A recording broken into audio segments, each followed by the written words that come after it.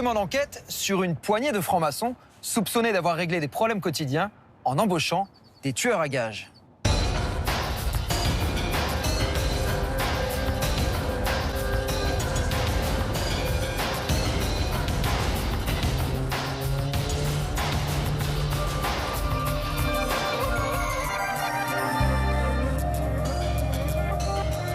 Bonsoir, vous êtes chef d'entreprise, vous en avez marre d'un de vos syndicalistes, et si vous le faisiez assassiner pour la modique somme de 75 000 €? Ça vous paraît improbable, et c'est pourtant ce qui a failli arriver à Hassan. Pour la première fois, vous entendrez ce soir le témoignage de ce délégué du personnel. Il se serait retrouvé avec un contrat sur la tête, car sa patronne ne supportait pas son engagement aux côtés des Gilets jaunes. Vous vous êtes vu mort a posteriori, non ? Ouh, malheureusement pour moi, oui, et puis pas qu'une fois. Filature, passage à tabac, meurtre. On va vous raconter l'histoire d'un trio de francs-maçons suspectés d'avoir monté une officine du crime. Ils seraient parvenus à faire croire à des agents des services secrets qu'ils étaient en mission et qu'il fallait supprimer des cibles au nom des intérêts supérieurs de la France. Daniel souhaitait multiplier les contrats homo, comme il disait. C'est-à-dire les contrats homicides, Voilà. d'État. Présentés comme tels.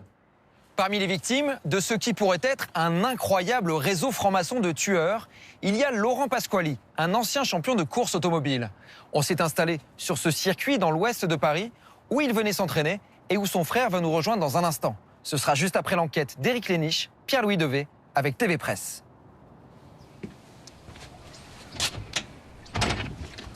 Il y a 7 ans, Ferdinand Mbaou a échappé à la mort par miracle.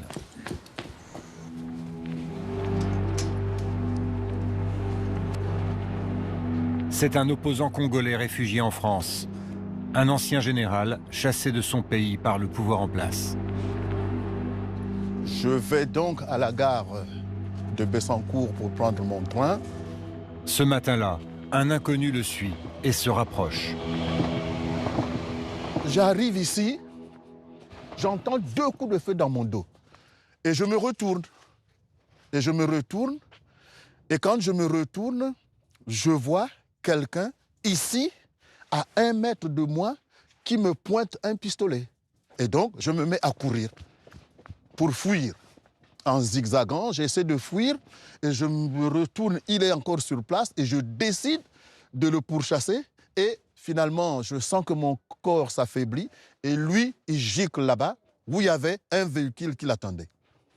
La première balle a ricoché un peu plus haut. Et la deuxième, comme il était un peu plus proche, est rentrée et est venue en profondeur jusqu'à se loger à côté quand même du cœur. Je vous aide ? Vous pouvez m'aider, oui. Voilà. Allez jusqu'au bout, et voilà. Ah voilà, oui. Exactement. D'accord. Donc elle est là. Vous voyez la cicatrice? Ouais, ouais. Très bien. Elle est toujours là, donc, la balle. La balle est toujours dedans. Et elle me gêne. Cette tentative de meurtre non élucidée intéresse de près la police. Elle pourrait faire partie d'une affaire tentaculaire, l'une des plus surprenantes de ces dernières années. L'affaire Athanor. Une enquête qui prend naissance dans l'univers secret des francs-maçons. Les frères debout. Il y a eu des dérives, hein. Il y a eu des dérives financières, il y a eu des dérives dans tous les sens. Mais alors ça on n'avait jamais vu. Filature, passage à tabac, meurtre, tentative de meurtre.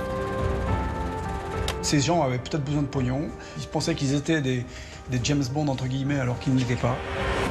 Une affaire où se croisent des militaires pieds nickelés, des ex-agents secrets au service de notables fortunés et des victimes sans histoire. Vous vous êtes vu mort a posteriori, non ? Ouh, malheureusement pour moi, oui, et puis pas qu'une fois. C'est le dossier le plus fou que je n'ai jamais vu. Je n'ai jamais vu un dossier aussi incompréhensible du point de vue de la raison humaine. 15 mises en examen, des auditions, des écoutes, des perquisitions. Nous avons eu accès à des documents inédits et enquêté sur cette affaire pendant plusieurs mois. Je vous conseille un truc, ne parlez jamais de la société parce qu'il y en a des journalistes qui sont amusés à ça. Il y a un avocat derrière. Éric Léniche, je travaille pour l'émission Complément d'enquête sur France 2. J'ai essayé de... Désolé, je vais porter plainte contre vous. Mais pourquoi? Je vous répondrai pas, là, c'est couvert par le secret d'instruction. Allez, vous pouvez couper.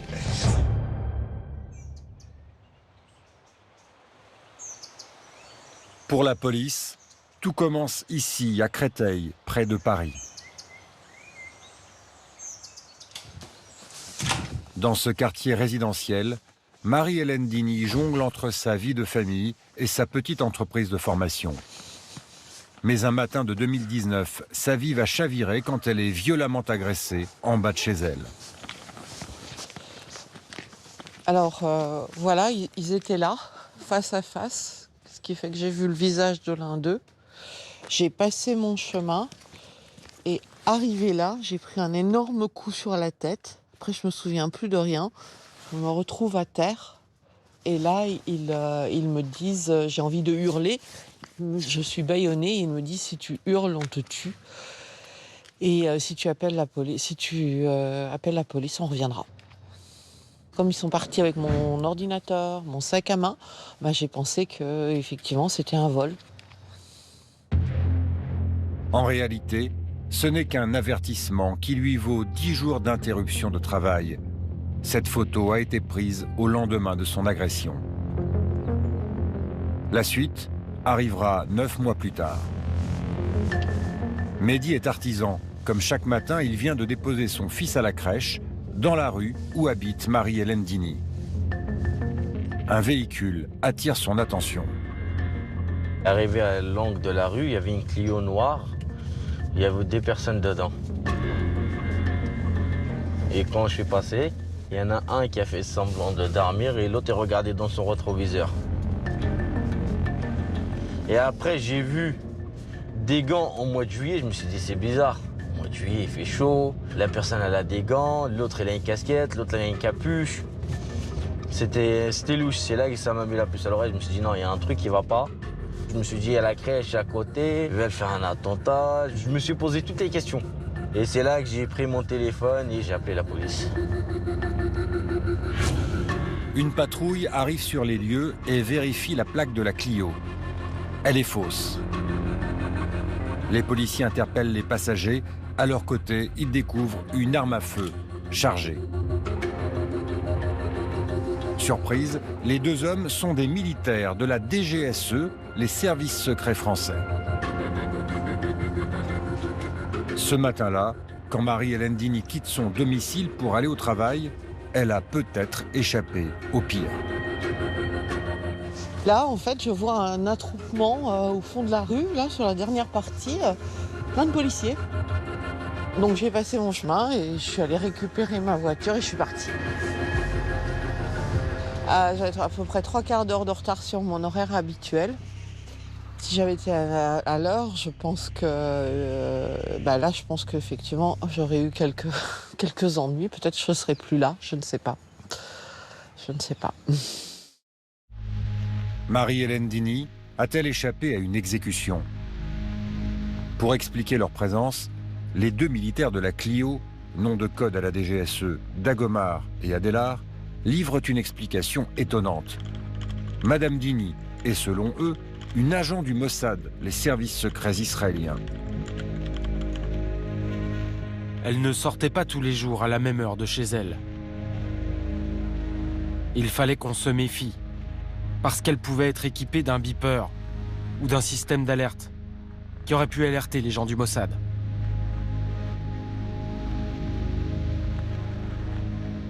Pourtant, Marie-Hélène Dini n'a rien à voir avec le Mossad.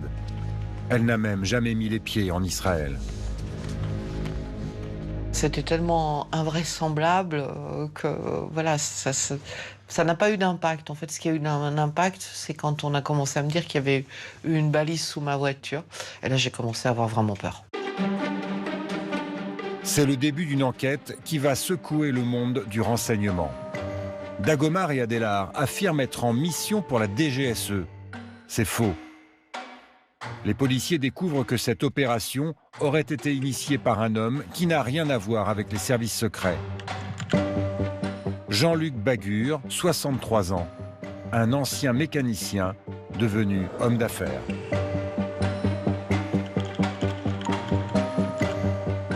Il est à la tête d'un centre de formation de coach près de Paris. C'est un chef d'entreprise ambitieux et charismatique. Le voici interviewé en 2018. Un champ nouveau s'ouvre aujourd'hui pour le coaching. Et pour nous, faire du coaching, c'est rester éveillé, c'est demeurer avec cette capacité d'étonnement. Il dirige une dizaine de salariés et perçoit 200 000 € de dividendes par an. Il y a encore tellement de choses à apprendre. Ben oui, il y a encore tellement de choses à apprendre. Et on peut tout à fait avoir une rigueur. Il est alors interrogé par cet homme, Gabriel Hans, le président du syndicat des écoles de coaching. Extrêmement pragmatique dans sa relation au métier. Il se souvient d'un patron obsédé par la réussite. Il se débrouillait très bien en marketing. Il arrivait vraiment à gagner des parts de marché sur tout le monde et on voyait bien qu'il était absolument centré sur gagner des parts de marché. L'homme d'affaires a un atout. Son école délivre des diplômes équivalents Bac+4 contre Bac+3 pour ses concurrents.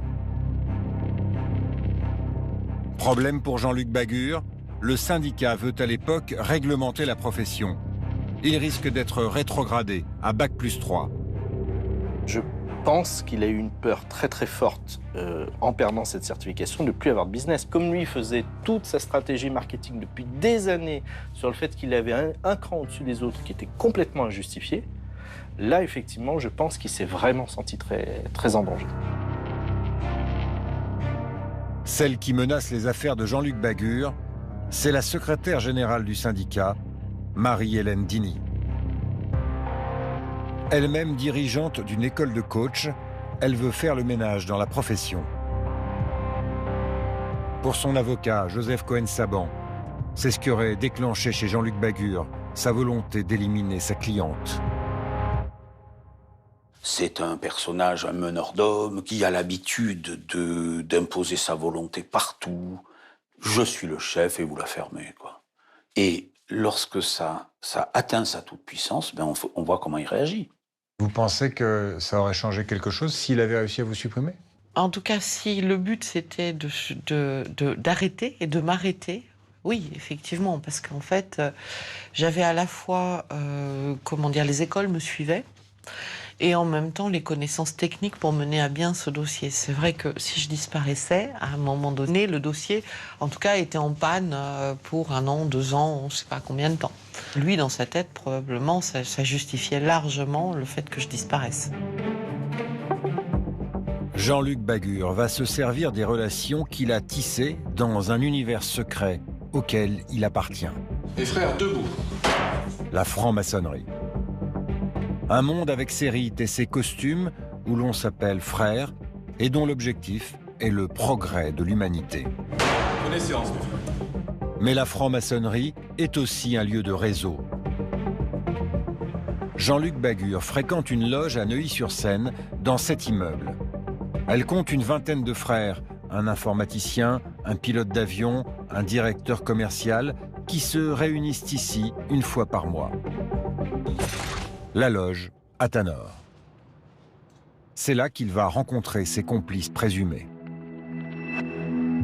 Sophie Coignard a enquêté sur la franc-maçonnerie pendant des années. Pour elle, ce monde opaque est un terreau propice aux dérives. Il y a des tas de gens qui sont vraiment animés par l'idée, entre guillemets, de se perfectionner. Mais en tout cas, la franc-maçonnerie peut aussi servir de merveilleux paravent à des activités malhonnêtes. Pourquoi? Parce que vous avez la solidarité maçonnique, vous avez le secret d'appartenance, vous avez tout ce rituel et toute cette fraternité qui vous lie et qui vous garantissent en quelque sorte un mélange de cohésion et de discrétion. Jean-Luc Bagur aurait alors confié ses problèmes professionnels à un frère de loge, Frédéric Vaglio, 48 ans. Les deux hommes ont une passion commune, les armes à feu, et une obsession, la réussite. Frédéric Vaglio a fondé une société de sécurité privée, alors en plein essor, qui lui reverse 12 000 € par mois. Lors de ce congrès à Paris en 2015, il propose aux chefs d'entreprise des missions de protection et de renseignement. Aujourd'hui, les risques les plus probants sont le pillage économique des données, donc la protection de l'information, et également tous les risques inhérents à la fraude. Et donc notre boulot est de leur donner la meilleure information possible pour qu'ils puissent prendre leurs décisions en toute connaissance de cause et avec le moins de risques possible. Un commercial hors pair qui met en avant ses relations et impressionne son frère franc-maçon Jean-Luc Bagur.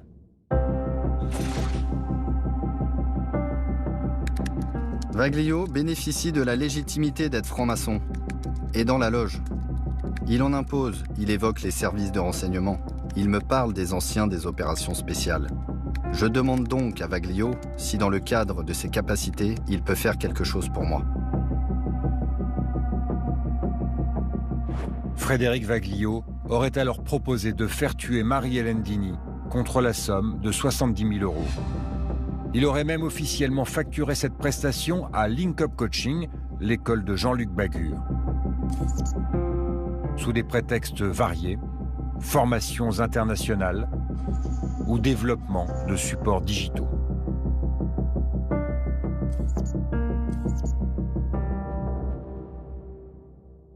C'est tout ce qu'il y a de plus improbable en fait. C'est vraiment un monde juste à côté du monde légal. Hein. Il est juste à côté parce qu'ils disent même les facturations, etc.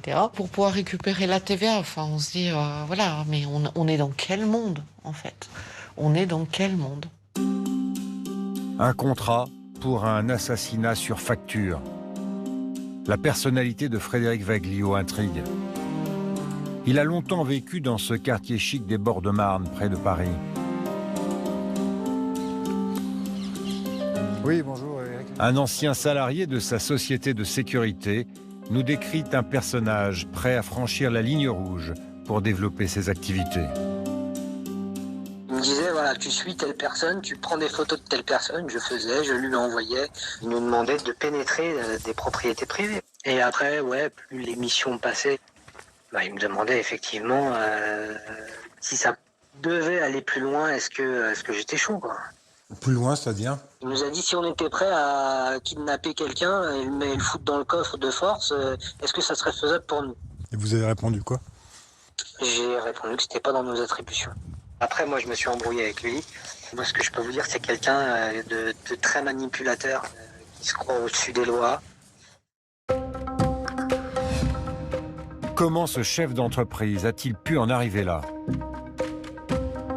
Sa dérive aurait commencé 7 ans plus tôt à Saint-Maur-des-Fossés, dans le Val-de-Marne, par une histoire d'amour, une vengeance personnelle.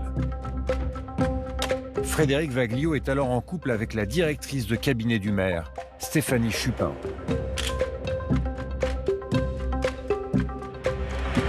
Je souhaite vous dire en 2 mots pourquoi nous ne voulons pas d'une gare à Saint-Maur-des-Fossés, ni de Grand Paris. Alors, en pleine ascension, elle s'affiche avec des personnalités de droite de premier plan. Alors, ne vous inquiétez pas. Mais Frédéric Vaglio se met en colère quand un adversaire politique, Jean-François Le Helloco, accuse sa compagne de détournement de fonds publics.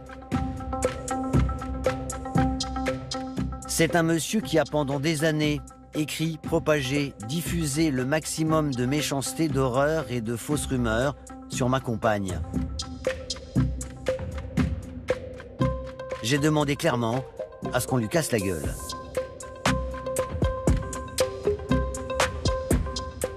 Jean-François Le Helloco est alors victime chez lui d'une agression ultra-violente. 2 hommes cagoulés filmés sur cette vidéosurveillance pénètrent dans son jardin, se jettent sur lui et le passent à tabac.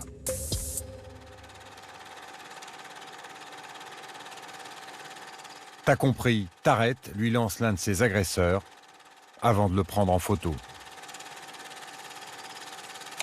C'est la première fois qu'il est confronté à devoir montrer à sa compagne qu'il ne la laisse pas se faire embêter.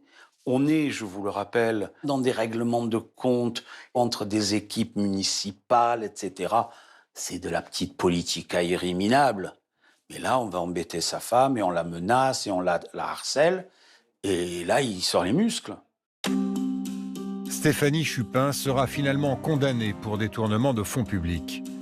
Mais lui ne sera jamais inquiété pour cette agression. C'est le début de l'escalade.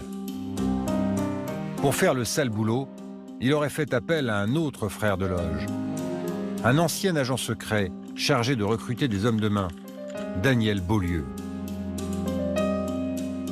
Ce policier a fait une brillante carrière à la DCRI la direction centrale des renseignements intérieurs. L'un de ses anciens collègues, ami de 30 ans, a essayé de comprendre comment Daniel Beaulieu a pu passer du côté obscur. Il n'a pas voulu être filmé. Voici la retranscription de notre échange.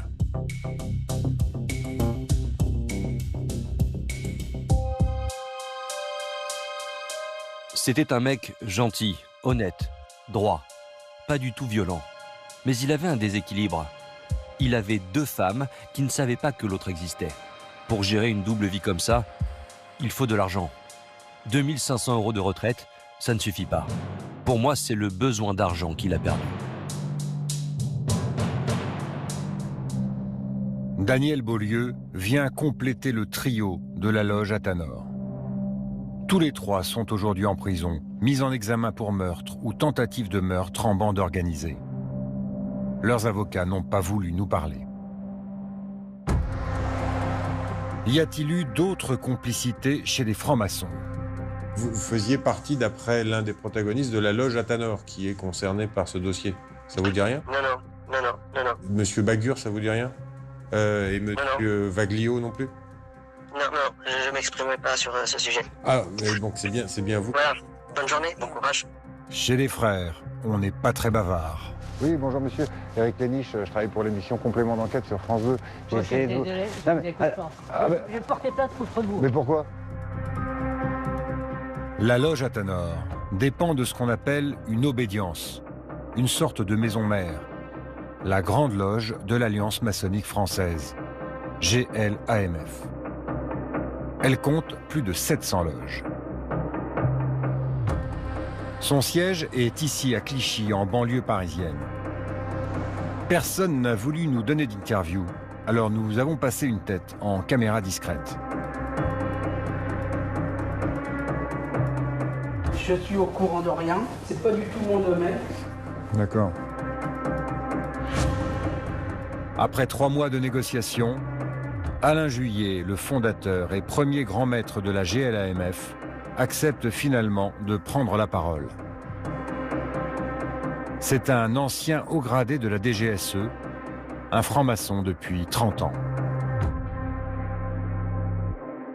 Dès qu'on a su dans les journaux, parce qu'on l'a appris par les journaux, tout de suite à ce moment-là, la loge a été suspendue, tout a été suspendu et l'enquête a été faite et lancée sur les frères pour savoir ceux qui étaient dans le coup, ceux qui savaient quelque chose. Ça, c'est au plan interne, si vous voulez, à l'obédience. Si jamais il en sortait d'autres qui étaient concernés, eh ben, on serait sans pitié pour eux, comme on l'est pas plus pour ceux qui ont été concernés, parce que c'est inacceptable. Ironie de l'histoire, Alain Juillet a fondé son obédience pour lutter contre les affaires politico-financières qui ont entaché la franc-maçonnerie. Aujourd'hui, il avoue une certaine impuissance à contrôler les loges, une à une.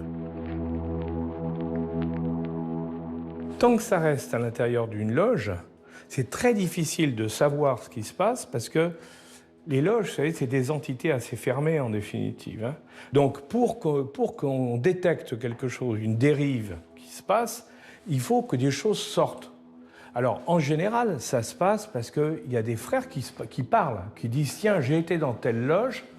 Et puis, tiens, quand même, il parle beaucoup de trucs, où il parle d'affaires, tu as vu, c'est incroyable et tout. Bon, on entend des bruits. Mais alors là... Le secret, ce mélange d'entre-soi, de cooptation, d'univers en vase clos auquel le reste du monde n'a pas accès, peut créer un sentiment de supériorité, voire un sentiment de toute puissance, qui conduit à l'idée qu'on est intouchable. Vous vous dites que vous trouverez toujours un frère pour vous aider si vous avez des ennuis. La maçonnerie, il y a un truc qu'il ne faut pas oublier quand même. Hein. Il ne faut jamais l'oublier. C'est qu'on jure qu'on respectera jusqu'à la mort, hein, les lois de la République. Un serment que certains de ses frères ont oublié. La petite officine du crime serait allée très loin.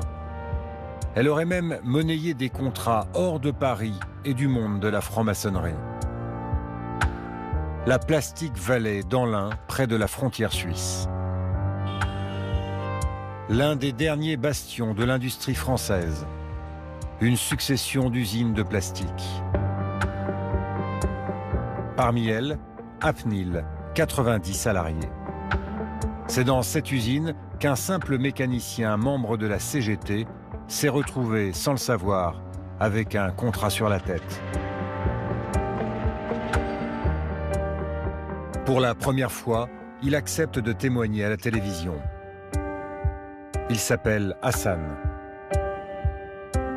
Marié et père de 2 enfants, c'est un ouvrier modèle qui a été anéanti. Je vous dis honnêtement, même quand la police me l'a annoncé, j'y croyais pas. J'ai mis un moment avant de réaliser que c'était vrai et d'y croire. Vous vous êtes vu mort a posteriori? Malheureusement pour moi, oui, et puis pas qu'une fois. Des cauchemars je me vois me faire tirer une balle dessus, je me vois me faire jeter dans la rivière, je me suis vu plusieurs fois comme ça. Voici celle qui est aujourd'hui soupçonnée d'avoir voulu le supprimer. Sa patronne, Muriel Millet. Une notable locale photographiée ici avec l'homme politique Laurent Wauquiez. Mais elle n'est pas encore incriminée quand l'affaire sort dans la presse. Un syndicaliste de l'Ain ciblé par des tueurs à gages, un contrat a été mis sur sa tête. La patronne accepte d'être interviewée sans montrer son visage. Elle se dit stupéfaite. Moi, c'est une histoire rocambolesque. Il est travailleur, il est assidu, il fait bien son travail, il s'entend avec tout le monde. Donc je ne comprends pas d'où vient cette histoire. Muriel Millet dit-elle la vérité? Sa version semble contredite par une conversation téléphonique entre elle et son mari, interceptée 2 semaines plus tôt par la police.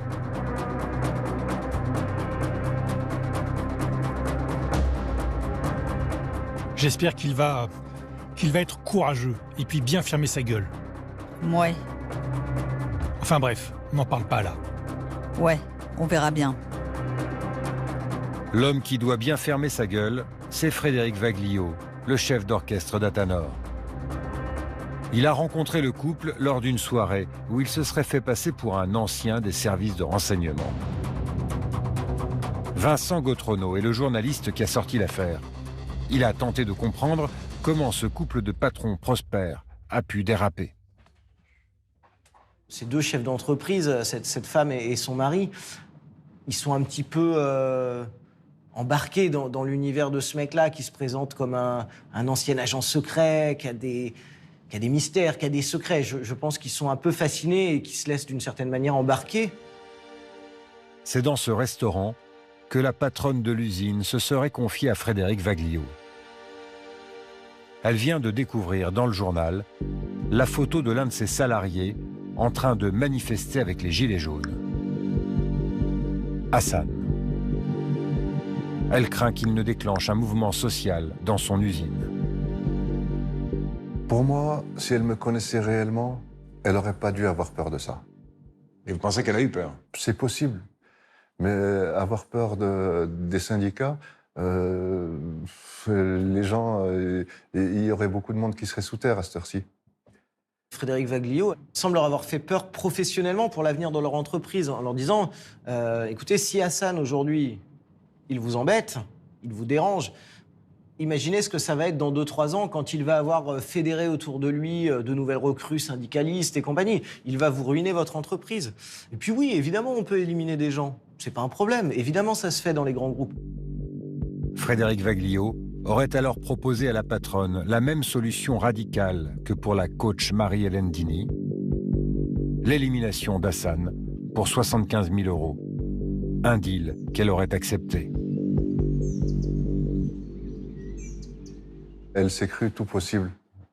Elle a pété les plombs avec son pognon. Il n'y a que ça de plausible comme explication, il n'y a rien d'autre. Pour cette mission, Frédéric Vaglio aurait une nouvelle fois fait appel à son frère de loge, Daniel Beaulieu. L'ex-agent de la DCRI aurait alors recruté un homme de main, Sébastien, 29 ans. Pour préparer l'assassinat, Sébastien aurait demandé 7 500 €. Pendant plusieurs jours, il suit tous les déplacements d'Hassan en voiture. Depuis son domicile jusqu'à son travail. Et même les trajets de sa femme et de ses 2 enfants.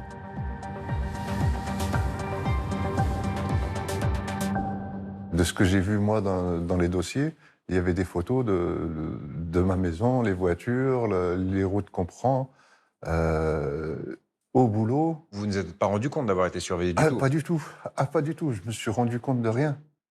Il a été surveillé de manière extrêmement précise et professionnelle. Je pense qu'on s'apprêtait ou qu'on voulait préparer le crime parfait. Avec son téléphone, Sébastien filme cette rivière. À cet endroit précis, où d'après les enquêteurs, il aurait envisagé de se débarrasser du corps du syndicaliste. Le paquet, comme il l'écrit dans ses notes. Une rivière à quelques kilomètres de la maison d'Hassan. Cette rivière, c'est une route qu'on prenait 2 à 3 fois par semaine. Aussi bien moi que ma femme. Aujourd'hui, j'ai du mal à y repasser. Encore aujourd'hui, avec tout le recul qu'il y a, j'ai encore du mal. J'ai encore du mal. Le réseau Athanor sera démantelé avant que le projet d'assassinat ait pu aboutir. Depuis, l'usine a été reprise par le frère de la patronne, qui lui a été mis hors de cause. Nous l'avons joint par téléphone. On n'arrive toujours pas à comprendre ce qui s'est passé et pourquoi il en est arrivé là, quoi. Donc voilà, on se pose tous les mêmes questions, on est tous au même point. Muriel Millet et son mari sont mis en examen pour tentative d'assassinat en liberté sous contrôle judiciaire. Nous sonnons à leur domicile. Oui, monsieur Millet ? Oui. Est-ce que je pourrais vous parler ? C'est le mari qui nous répond. Beaucoup de gens se demandent comment ça a pu être possible et qu'est-ce qui vous a poussé à arriver à de telles extrémités. Je n'ai pas plus de choses à répondre pour le moment. J'ai rien à dire. D'accord. Rapprochez nos avocats. Bon, ok, monsieur. Au revoir. Leurs avocats n'ont pas souhaité nous parler.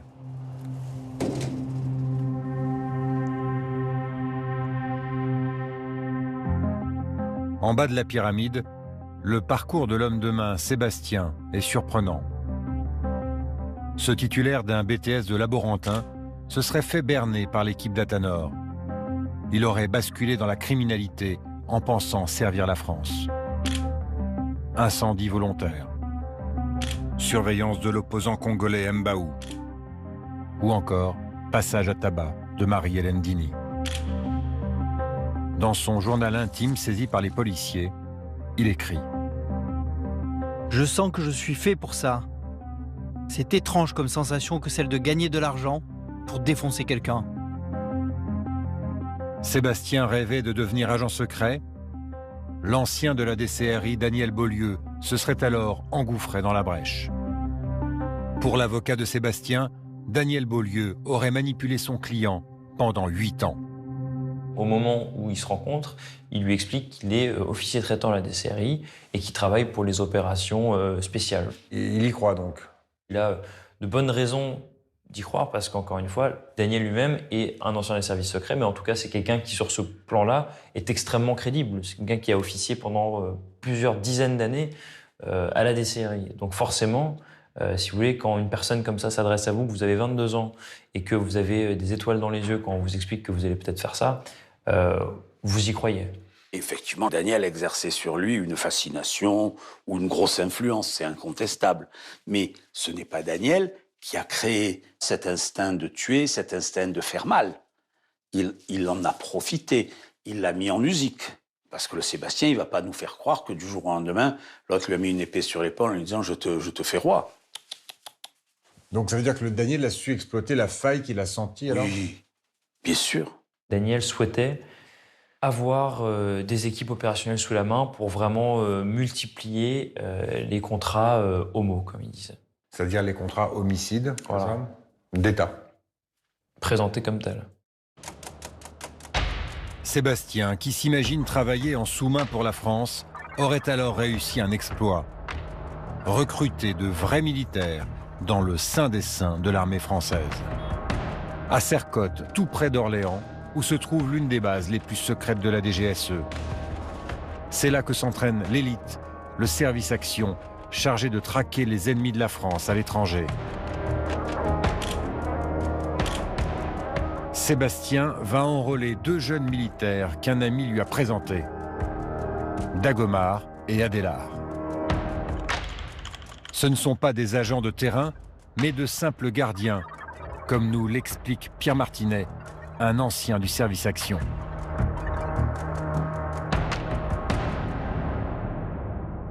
C'est quoi leur rôle en fait au sein du camp? Soutenir l'opérationnel, c'est-à-dire au quotidien, c'est la nourriture, le mess, l'ordinaire, la restauration, le garage avec les véhicules, l'armurerie, la sécurité du camp. Et ils suivent quand même des formations de haut niveau aussi? Non, non. Ces gens se voyaient comme ils n'étaient pas. Ils pensaient qu'ils étaient des James Bond entre guillemets alors qu'ils étaient au soutien. Et ils avaient peut-être des frustrations effectivement. C'est au bord de cet étang, près du camp de Sercotte, que Sébastien rencontre pour la première fois Dagomar. Il lui aurait ensuite proposé 15 000 € pour un contrat homicide au nom de la France, visant la coach Marie-Hélène Dini. Dagomar a-t-il vraiment cru à cette fable? C'est ce que soutient son avocate. Je pense qu'effectivement, c'est complètement possible d'y avoir cru. Lorsque l'on est à des postes dits subalternes, mais que l'on côtoie au quotidien des gens des services actions, des services missions, qui rentrent d'Afghanistan, qui repartent à tel endroit, qu'on manipule des armes et qu'on entend toutes ces histoires, et lorsque l'on vous propose une mission qui semble correspondre à 1, vos affinités, à 2, ce que vous savez faire, à 3, ce que vous espérez, après tout, on fonce tête baissée, ça peut tout à fait arriver. Franchement, ça ne tient pas la route. Et pourquoi ça tient pas? Parce que ça se passe pas comme ça. C'est un truc sérieux, quoi. Imaginez-vous 2 secondes. Nous sommes on va dire des fonctionnaires, des militaires, donc on est payés. Vous croyez qu'on touche du fric en plus pour... Tiens, tu vas aller faire une mission homo, on va te payer un peu plus d'argent, on va te donner un peu d'argent. C'est pas comme ça que ça fonctionne. C'est du travail minutieux, de très longue haleine, qui demande beaucoup de travail de préparation, beaucoup de réunions, c'est énorme hein, sur le plan administratif. Hein. Même à la fin, on n'appelait plus le service action, on appelait le service administratif, tellement on avait de réunions, de comptes rendus. Donc vous voyez, on n'est pas tamponné au bord d'un lac pour nous dire tiens, 10 000 balles pour aller faire... Non, c'est pas comme ça que ça fonctionne. Il ne s'interroge pas sur le fait pourquoi on est venu me voir moi. Il y a dans le centre des centaines de gars dont c'est le métier et on vient voir les porte-clés. C'est quoi cette histoire? À 29 ans, le caporal Dagomar est bien noté par sa hiérarchie. Excellent sportif. Intelligent et volontaire. Il dispense une bonne instruction à ses subalternes. Mais ses supérieurs émettent une réserve. Très puéril, il doit faire attention à ses prises d'initiative. Comment la DGSE a-t-elle pu passer à côté de la dérive de Dagomar? Il a réussi à embarquer dans cette affaire son collègue Adélard. Lui aussi prétend avoir été persuadé que l'ordre venait d'en haut. Je pense que la DGSE devrait être un tout petit peu plus claire sur ses processus internes et peut-être contrôler un tout petit peu mieux qui peut donner des ordres à qui. Et si la DGSE ne prend pas acte de ça, si elle ne se rend pas compte qu'il y a des choses à changer, c'est grave. Tous ces militaires qui sont considérés comme faisant du gardiennage ne sont pas encadrés comme ils devraient l'être. Ils auraient dû être encadrés psychologiquement, en tout cas suivis pour être sûr qu'il n'y ait pas de sortie de route. Vous n'êtes pas sans ignorer qu'il y a eu notamment des films et une série très connue. Bienvenue au bureau des légendes.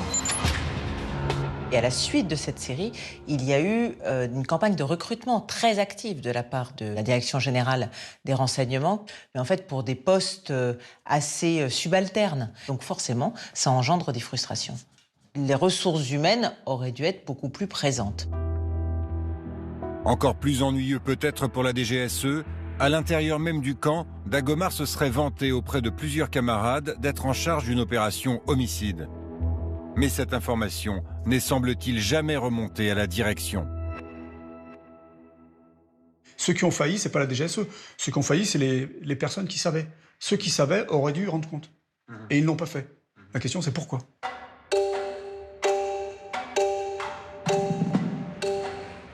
À Paris, la DGSE a déclenché une enquête interne. Elle n'a pas donné suite à nos demandes d'interview.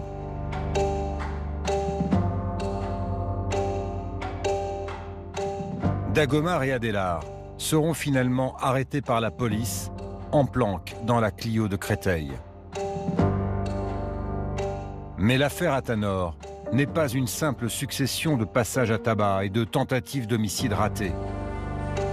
Dans cette histoire, un homme a été assassiné. Il y a 2 ans, la mère de ce petit village d'Auvergne est appelée en urgence par les gendarmes. Dans la forêt, un ramasseur de champignons vient de faire une découverte macabre. Il a coupé à travers bois et c'est à ce moment-là qu'il a fait la découverte du crâne en fait. Et qu'il a réalisé que c'était un crâne humain. Je pense que les ossements avaient dû être sortis de la tombe, si on peut dire, enfin certainement par des animaux sauvages, quoi. Et donc le crâne était à découvert par terre, là, sur le sol.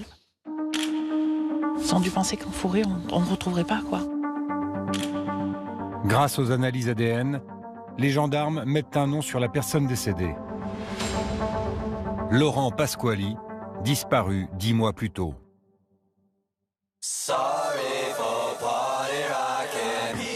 Un pilote automobile de 43 ans, 2 fois champion de France sur circuit.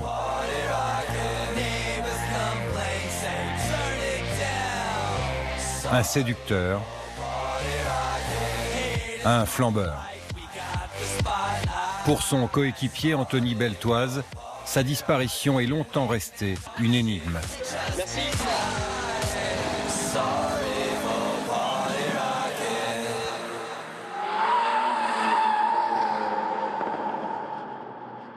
Je me suis dit, qu'est-ce qu'il fout, quoi? Où est-ce qu'il est? Laurent n'avait aucun ennemi, en tout cas à ma connaissance. C'était quelqu'un de très affectif, de vraiment de très généreux avec les gens. Après, c'est vrai que c'était quelqu'un de très discret. Donc, il n'étalait pas ses problèmes. Laurent, c'était le positif, c'était jamais dans le négatif. Laurent Pasquali a pourtant des problèmes car la course automobile coûte cher. Il a besoin d'argent et il en demande aux gens fortunés qu'il rencontre. Parmi eux, un couple des Hauts-de-France, aujourd'hui soupçonné d'avoir commandité son assassinat. Les 2 époux sont devenus millionnaires en vendant leur laboratoire d'analyse médicale. Les époux sont des fans de course automobile et donc ils ont rencontré Laurent Pasquali sur des rallyes, des compétitions automobiles. Ils sont venus beaucoup de week-ends, peut-être 3, 4, 5 week-ends. Ils étaient très contents d'être là, ils étaient super contents de nos résultats. Je crois même savoir qu'ils avaient une Porsche et que Laurent leur apprenait un petit peu à conduire, leur donnait des cours de conduite. Voilà, pour une relation saine. Jusqu'au moment où M. Pasquali a demandé une aide financière. Ils ont une situation économique plutôt florissante et qui leur donnait la possibilité de lui prêter 100 000 €. Au bout de 4 ans, Laurent Pasquali n'a toujours pas remboursé le couple. Et malgré une injonction du tribunal, il ne donne plus signe de vie. Les époux croisent alors la route d'un autre passionné de course automobile, Frédéric Vaglio, l'homme au centre de l'affaire Athanor.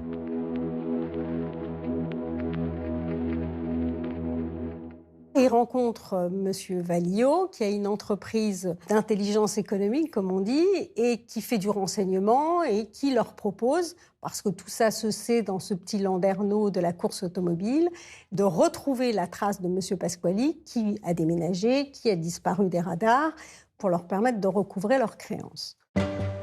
Le processus habituel se serait alors mis en place. Pour 12 000 €, Frédéric Vaglio aurait fait appel à Daniel Beaulieu, qui aurait engagé Sébastien. L'homme de main retrouve l'adresse du pilote près de Paris. Selon ses déclarations à la police, il l'attend dans son parking avec un complice. Lorsque le pilote de course arrive, c'est selon Sébastien son acolyte qui lui aurait tiré une balle dans le cœur.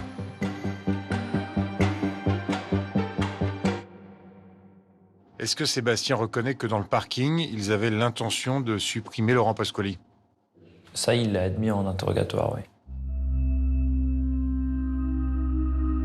Ça a été ma première opération homo, présentée comme telle par M. Beaulieu. Il m'a dit que cet homme était une menace pour l'État.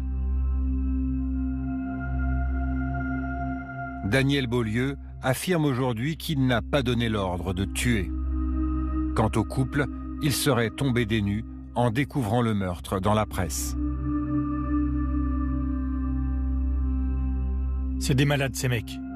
Tuer comme ça un gars qu'ils ne connaissent pas, froidement. Je ne conçois même pas qu'il y ait des personnes qui puissent donner cet ordre.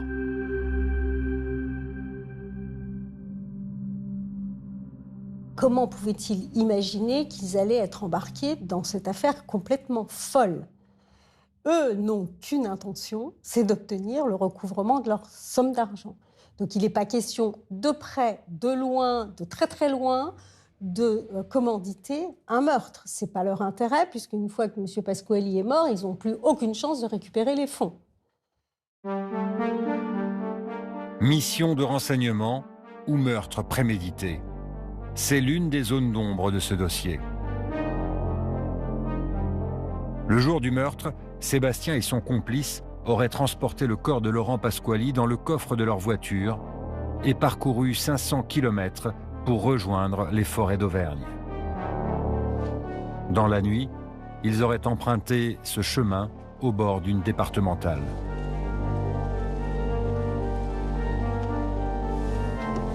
C'est là qu'ils auraient enterré la dépouille du pilote, espérant faire croire à sa disparition. Sébastien connaît bien cet endroit, c'est sa région natale. Il y a grandi dans une famille de 3 enfants qui ont tous fait des études.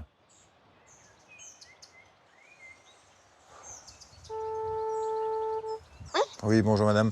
Excusez-moi de vous déranger. Sa mère, bouleversée, nous a livré son sentiment sur son fils. Dans toute cette histoire, je pense qu'il a été, j'en suis sûre, largement, totalement manipulé par des personnes malveillantes. Sébastien est quelqu'un de parole, est quelqu'un de loyal, et je pense qu'en face de lui, il attend à ce que les gens soient comme lui. Et malheureusement, je crois que il s'est fait avoir, quoi. Je pense que dans sa tête, là, ça doit être vraiment très, très, très difficile à vivre. Mais est-ce que vous auriez pu penser qu'il aurait pu être manipulable comme ça? Je ne sais pas. Sébastien vit loin aussi de nous depuis quelques années. Et, J'imagine que les policiers ont dû vous dire ce que Sébastien avait avoué comme acte criminel. Ça correspond au fils que vous avez connu, ça? Je ne vais pas répondre à cette question du tout. Je ne vais pas y répondre. Merci, madame. Au revoir, monsieur. Merci, au revoir. Sébastien est arrêté par la police en juillet 2020. 7 mois plus tard, devant la juge d'instruction, il craque. Alors il pleure parce qu'il réalise que sa vie a basculé et qu'il réalise surtout qu'il s'est fait manipuler pendant 8 ans. Ça, il l'avait déjà réalisé, mais le fait de le dire devant des juges d'instruction et qu'on vous confirme que tout était privé et que tout était faux, je pense qu'il y a effectivement un gouffre entre les deux et que là, il comprenait véritablement l'état dans lequel il était et la situation dans laquelle il se trouvait désormais. Et à partir de là, il s'est dit maintenant, je ne peux plus garder tout ça pour moi et il faut que je parle. La prison, les interrogatoires à répétition. Pour le trio de la loge Athanor, c'est aussi l'heure des aveux. Ça fait tomber la toute-puissance parce qu'il y a 10 mecs autour de vous qui vous posent des questions, qui vous regardent, qui vous étudient, etc. Celui qui continue à se sentir tout-puissant là-dedans, et effectivement, pour parler comme on le fait dans le milieu, il s'allonge dans des proportions impressionnantes. Il raconte tout. Il y a des choses sur lesquelles les policiers n'enquêtaient pas. Ils ne savaient pas. Et on leur sert sur un plateau. Les 3 hommes semblent enfin prendre conscience des actes qui leur sont reprochés.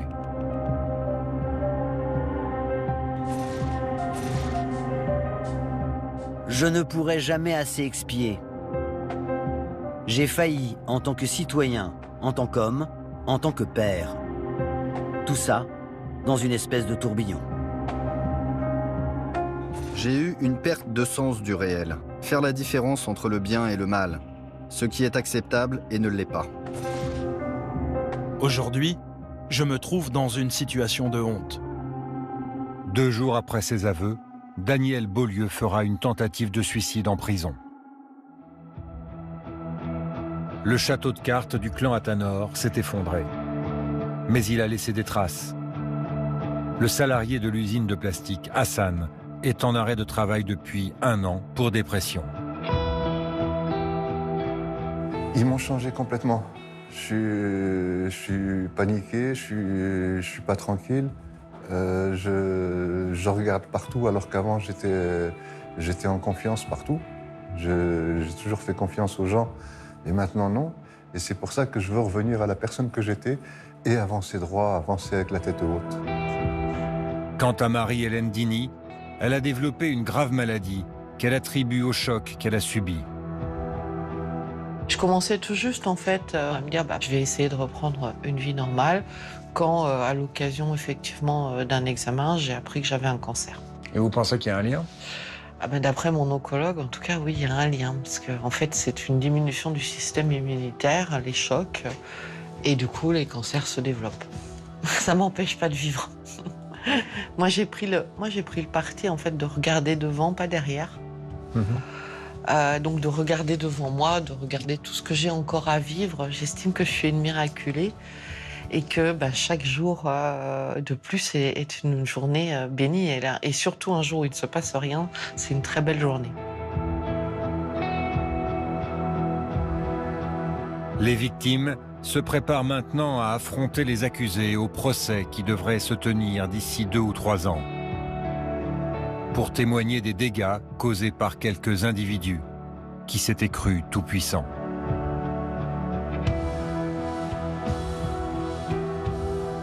Et voilà pour cette enquête d'Éric Léniche avec TV Presse et la collaboration du Parisien. On est de retour avec vous, Frédéric Weyenberg, bonsoir. Bonsoir. Vous êtes le grand frère de Laurent Pasquali. Et à vos côtés, maître Sandrine Pégan, vous étiez son avocate. Frédéric, votre frère a disparu du jour au lendemain il y a 3 ans et demi. Vous avez tout de suite trouvé ça suspect ou il était du genre à pas donner de nouvelles parfois pendant des semaines? Oui, vis-à-vis de moi, on pouvait rester avec des périodes de silence. Mais Laurent avait des routines quotidiennes. Il voyait très souvent ma mère, il habitait à quelques centaines de mètres. Et le fait qu'il disparaisse sans lui donner de nouvelles du jour au lendemain, pour moi, il s'était passé quelque chose de grave. Vous pensiez quoi à l'époque? Vraiment à quelque chose de définitif. Je pensais vraiment qu'il lui était arrivé quelque chose, qu'il n'était plus là, et je l'ai senti d'une certaine manière. Alors, on va voir des images de Laurent Pasquali. Il a été champion de course automobile, un vrai fan de voitures depuis toujours. Personnellement, j'ai un vrai coup de cœur, mi-ange, mi-démon. C'est comme vous voulez avec cette 911 Turbo. Salut Tomaka, je te kiffe.com. Après sa disparition, qu'est-ce qui s'est passé? Est-ce que vous avez vu des enquêteurs? Est-ce que vous avez recherché son corps quelque part? Comment ça s'est passé? Rien. Rien? Vraiment rien. Vous n'avez pas vous-même été entendu? Votre famille n'a pas... Alors moi j'étais en charge de ce dossier dès le début de la procédure. Parallèlement en fait au commissariat de Levallois-Perret, il y a aussi la BRDP de Paris qui a pris aussi en charge ce dossier à bras-le-corps parce que véritablement sa disparition était très inquiétante. Et donc il y a une enquête qui a été menée, mais pas suffisamment à notre goût. À chaque fois, moi, je relançais le service enquêteur pour savoir où ça en était, et on me disait mais c'est toujours en cours, c'est toujours en cours. Et en fait, jusqu'à ce que justement on apprenne 14 mois après sa disparition. Et justement, comme on l'a montré dans notre enquête de ce soir, il vous a fallu attendre quasiment 1 an et demi et cet article du Parisien pour découvrir que le corps de votre frère avait été retrouvé dans une forêt en Auvergne. Vous l'avez appris en lisant le journal? Exactement. Il y a le choc de voir apparaître des choses complètement... D'abord, la surprise de voir mon petit frère sur une page de journal national. DGSE, franc-maçonnerie. Et puis, tout de suite, de se dire, mais qu'est-ce que c'est que ce cirque? C'est habituel, ça, dans des affaires de disparition inquiétantes, que la famille ne soit pas du tout tenue au courant qu'on a retrouvé le corps depuis quelques mois? Alors cela peut arriver, mais 14 mois, comme disait Frédéric, avec une maman qui attendait son fils tous les soirs à table depuis 2 ans et demi, date à laquelle il a disparu. Moi, je veux dire, c'est inconcevable. C'est un manque d'humanité, un manque d'empathie pour la famille. Et vous avez des débuts d'explication, des hypothèses? Oui, mais qui ne nous satisfont absolument pas. Puisque donc j'ai même sollicité le garde des Sceaux, donc Éric Dupond-Moretti, monsieur Dupond-Moretti, pour savoir un petit peu ce qu'il en était, puisqu'il est quand même ministre de la Justice, et on veut savoir les raisons pour lesquelles on a mis autant de temps à ce que la famille et l'entourage soient informés, ne serait-ce que même en priorité la maman. Et on nous a dit que c'était pour les nécessités de l'instruction. Que pour le secret de l'instruction, il valait mieux taire l'identification de Laurent Pasquali, parce que dans un premier temps, ils ont suspecté l'entourage d'être à l'origine de l'assassinat de Laurent. Et ça, vous croyez que c'est une fausse excuse, si je lis entre les lignes? Sincèrement, oui. Moi, je pense qu'il y a d'autres hypothèses à explorer. Lesquelles, par exemple? Ce délai de 14 mois, je le répète, hein, pour moi, c'est totalement déraisonnable et ce n'est pas acceptable. Qu'est-ce que vous suspectez? Alors, parmi les hypothèses possibles? De mon point de vue, et cela ne reste que personnel, je pense qu'il y a peut-être certains magistrats qui font partie aussi d'un réseau, et peut-être un réseau de francs-maçons, et qui s'entraident entre eux. Qui les aurait peut-être protégés, c'est ça? Étouffés, ou mettre un dossier en bas de la pile. C'est une accusation grave. En tout cas, moi, c'est ce que je plaiderais aussi. Parce qu'à un moment donné, vu que les explications que l'on nous donne ne sont pas satisfaisantes à notre égard, qu'on ne vienne pas nous dire qu'on suspectait pendant 14 mois l'entourage, alors que j'ai aucun acte d'investigation dans tous les dossiers qui viennent justifier et viennent fonder ce motif. Les commanditaires présumés de l'exécution de votre frère ont été mis en examen pour association de malfaiteurs en vue de commettre un meurtre, mais leur avocate, on l'a interrogée et elle explique qu'il n'était absolument pas au courant de tout ça. Écoutez-la. Comment pouvaient-ils imaginer qu'ils allaient être embarqués dans cette affaire complètement folle? Eux n'ont qu'une intention, c'est d'obtenir le recouvrement de leur somme d'argent. Donc il n'est pas question de près, de loin, de très très loin, de commanditer un meurtre. Ce n'est pas leur intérêt, puisqu'une fois que M. Pasquali est mort, ils n'ont plus aucune chance de récupérer les fonds. Vous les pensez responsables ou co-responsables de la mort de votre frère? Ce que je trouve complètement sordide et ignoble, c'est d'entendre l'avocat de ces personnes parler d'une simple affaire de recouvrement de créances, en somme. C'est qu'une histoire d'argent. Je ne vais pas tuer mon débiteur parce que je tue ma créance en même temps. C'est ce que vient de dire la personne qui vient de s'exprimer là. C'est sordide. Et alors, en bout de chaîne, il y a les hommes de main, les exécutants, ceux qui ont assassiné votre frère. Et là encore, en audition, ils expliquent qu'ils n'étaient au courant de rien et qu'ils pensaient servir l'État, qu'ils bossaient à l'époque pour la DGSE et qu'ils ne savaient absolument pas à qui ils avaient affaire. Ça a été ma première opération homo, présentée comme telle par M. Beaulieu. Il m'a dit que cet homme était une menace pour l'État. Alors, opération homo, ça veut dire opération homicide dans le jargon des services secrets. Comment il a pu croire que votre frère Laurent était une cible officielle de l'État français? Quelque part, on se rend compte qu'on n'a affaire qu'à des imposteurs qui croient avoir des pouvoirs, qui croient qu'ils sont des militaires du service action, ou qu'on peut on peut rentrer chez des gens, les menacer, pointer avec un pistolet pour recouvrer de l'argent. Et qui aiment ça, hein, parce que je rappelle les propos de Sébastien dans son journal intime. Je sens que je suis fait pour ça. C'est étrange, cette sensation de gagner de l'argent pour défoncer quelqu'un. C'est exactement ça. Des imposteurs, des gens qui croient qu'ils sont dans un film et qui vivent dans un rêve. Mais ils ont tué quelqu'un. Vous espérez quoi aujourd'hui? Vous attendez quoi? Je voudrais que la justice soit écrite quelque part Jusqu'à maintenant, j'ai pas pu faire graver la stèle de la tombe où mon petit frère est enterré parce que il manque une vérité. Tant que vous ne connaîtrez pas les circonstances exactes de sa mort, vous ne pouvez pas vous résoudre à... On ne peut pas l'écrire sur une pierre, ouais. Pour moi.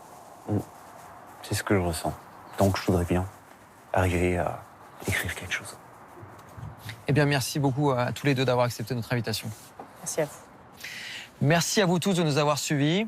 Merci beaucoup à Hugo Plagnard et Clément Castex à la rédaction en chef, Caroline Durand à la préparation des plateaux, Anthony Forestier à leur réalisation. Très bonne soirée sur France 2.